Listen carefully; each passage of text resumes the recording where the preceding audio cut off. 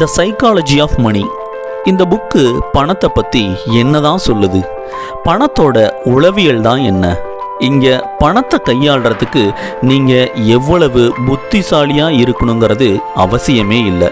மாறா உங்களோட நடத்தை, அதாவது பிஹேவியர் எப்படி இருக்குங்கிறதான் ரொம்பவே முக்கியம். இந்த புக்கு முக்கியமாக 5 விஷயம் சொல்லுது. வாங்க என்ன சொல்லுதுன்னு ஒன்றுன்னா பார்ப்போம். முதல் விஷயம், த லக் அண்ட் ரிஸ்க். பணம் சம்பாதிச்சு வெற்றி அடையணும் அப்படிங்கிற முயற்சியில் லக்கும் இருக்குது, அதே நேரத்தில் ரிஸ்க்கும் இருக்குது. இந்த ரெண்டுமே ரொம்ப குரூஷியலாக ப்ளே பண்ணுதுங்கிறத நீங்கள் புரிஞ்சுக்கணும்.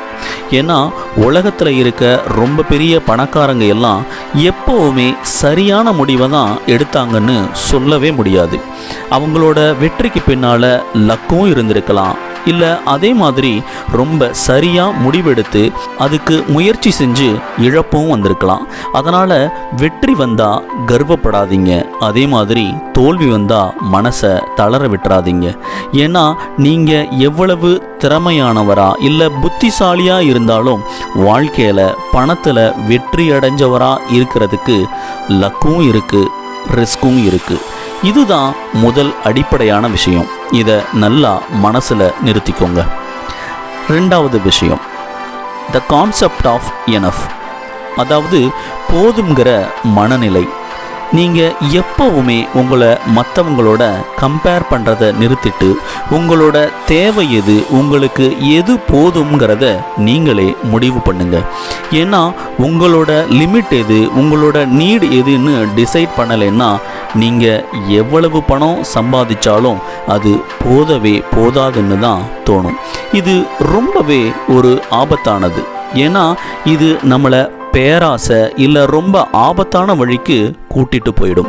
அதனால் உங்களோட எல்லையை நீங்களே தீர்மானித்து ஒரு திருப்தியோட வாழ பழகிக்கோங்க. ஏன்னா பேராசை நம்மளை சிக்கலில் மாட்டிவிட்டு நாம் எல்லாத்தையும் இழக்கவும் வாய்ப்பு இருக்குது. அதனால் பண விஷயத்தில் போதுங்கிற மனநிலையை நீங்களே முடிவு பண்ணுங்க. மூணாவது விஷயம், wealth is what you don't spend. வெல்த்துங்கிறது நாம் வாங்கி குவிக்கிற ஆடம்பர பொருள்களில் இல்லை, அதுக்கு நேர்மாறாக நாம் செலவழிக்காமல் எவ்வளவு சேர்த்து வைக்கிறோங்கிறது தான்.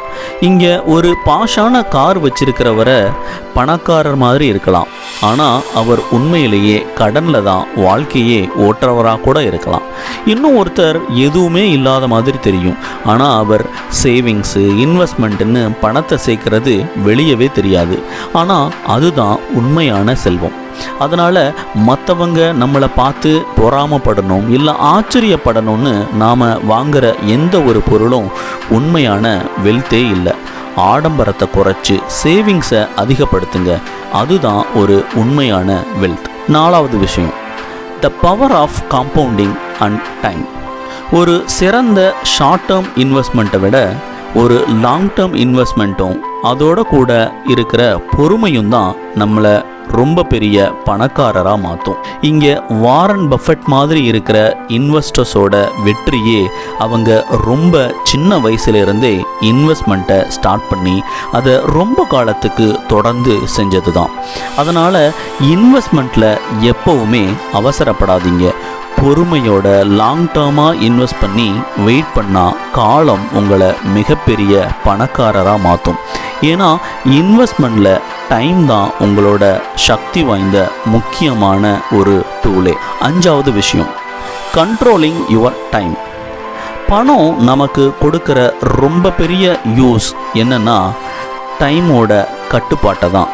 இங்கே சேவிங்ஸ் இல்லை இன்வெஸ்ட்மெண்ட் இதோட நோக்கம் ஆடம்பரமான பொருளாக வாங்கி குவிக்கிறது இல்லை. மாறா நாம் விரும்புகிற போது விரும்பினதை விரும்புகிறவங்களோட சேர்ந்து செய்கிறதுக்காக சுதந்திரத்தை கொடுக்கறது தான் பணத்தோட யூஸே. அதனால் பணத்தை நம்ம விருப்பப்படி நம்ம நேரத்தை செலவழிக்கிறதுக்கு தேவையான சுதந்திரத்தை வாங்கிறதுக்காக பயன்படுத்துங்க. இதுதான் பணத்தோட உண்மையான பலனே. அதனால் வெல்த்துங்கிறது நம்மளோட தனிப்பட்ட அனுபவம். அதை அடுத்தவங்களோட கம்பேர் பண்ணாமல் நம்மளோட நடத்தை இல்லை ஹேபிட்ஸில் கவனமாக இருந்து நிதானமாக அதோட பொறுமையான மனநிலையோட செல்வத்தை கட்டி எழுப்புங்க. இந்த 5 விஷயத்தையும் கவனமாக ஃபாலோ பண்ணிங்கன்னா நீங்களும் ஒரு நாள் கண்டிப்பாக கோடிகளில் சம்பாதிக்கலாம்.